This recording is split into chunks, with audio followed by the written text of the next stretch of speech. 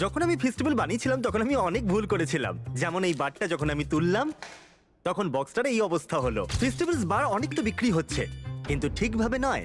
বারগুলোর এই অবস্থা হয়ে যাচ্ছে যখন খোলা হচ্ছে, কারণ কোনো বার পড়ে গেলে স্বাভাবিকভাবেই সেটা ভেঙে যাবে। সেই জন্য আমি বহু বছর কাজ করার পরে নিয়ে এসেছি ফেস্টিভ্যালস এর ইমপ্রুভড ভার্সন। তুমি একটা বার তুলে দেখবে বক্সটা কিন্তু পড়ে যাচ্ছে না, আর যদি এটা পড়েও যায় তাহলে কিচ্ছু হবে না, কারণ এটাকে আমরা আরো মোটা করেছি যাতে ভেঙে না যায়, আর ন্যাচারাল ব্রেক পয়েন্টও করা রয়েছে। বুম! আর এখনো অব্দি হাজার হাজার মানুষ অলরেডি এটাকে টেস্ট করে নিয়েছে, আর এটা তাদের আগের থেকে অনেক বেশি ভালো লেগেছে। যদিও নতুন ফেস্টিভ্যালসে অনেক ইস্যু রয়েছে, যেমন তোমরা যদি এদিকটা দেখো, এই দুটো ফ্লেভারের মধ্যে পার্থক্য বলা খুবই কঠিন হবে, এমনকি দূর থেকে বলা তোমার পক্ষে আরো কঠিন হবে কোনটা মিল্ক চকলেট আর কোনটা আলমন্ড।